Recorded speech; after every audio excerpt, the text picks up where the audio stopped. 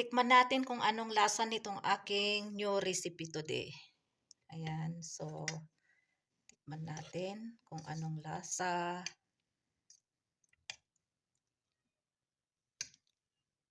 Bismillah wal barakatillah.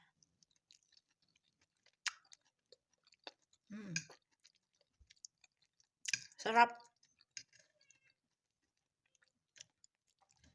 Pwede din ito pang ulam with rice or chapati.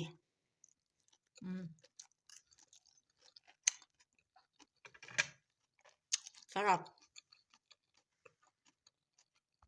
Assalamualaikum everyone. Today I'm going again to make or cook another kind of recipe. So these are all the ingredients: cabbage, onions, garlics, spring onions or chives of onions, and this is boiled red kidney beans. So I put already oil here in pan. Now first we have to fry this one.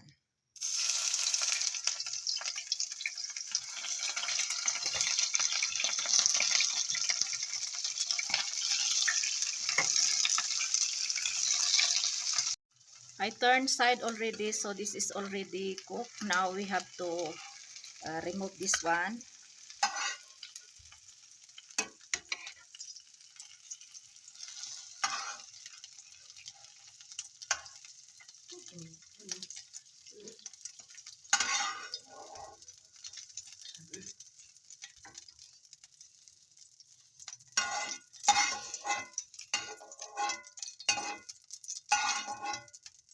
Now we have to saute this garlic.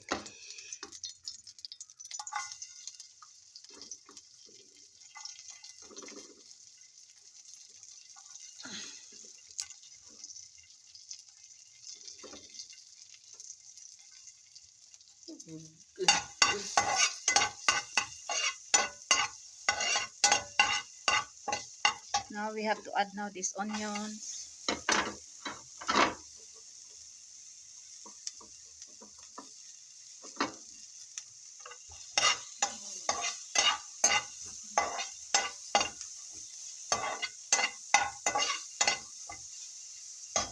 And also these chives of onions.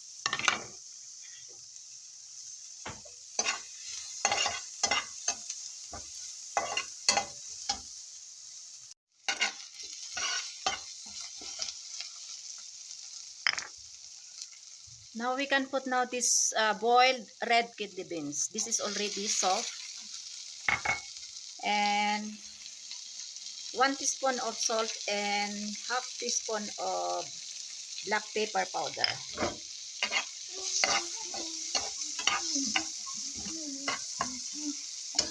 And then we have to put also 1/4 cup of fresh boiled buffalo milk.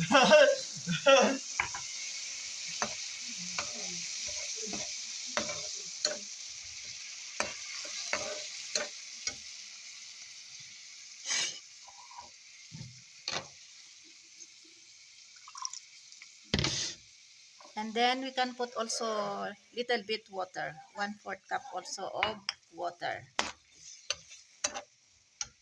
And then we have to wait this one, it will become boil. Now we can put also 1 slice of cheese like this. Ayan, tipid-tipid ang sliced cheese. Mahal kasi ang mga bilihin.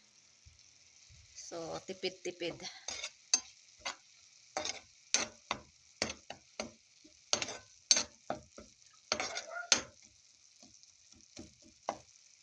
Ayan. So, pwede na natin ilagay itong half-fried cabbage. Now we can put one by one. Like that.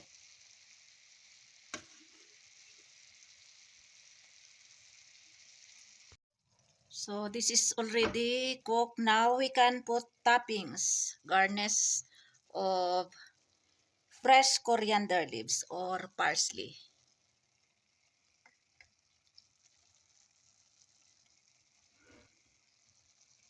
Now we have to turn off now the flame because this is already cooked. We can add more. Now we can transfer here in plate so that we can taste.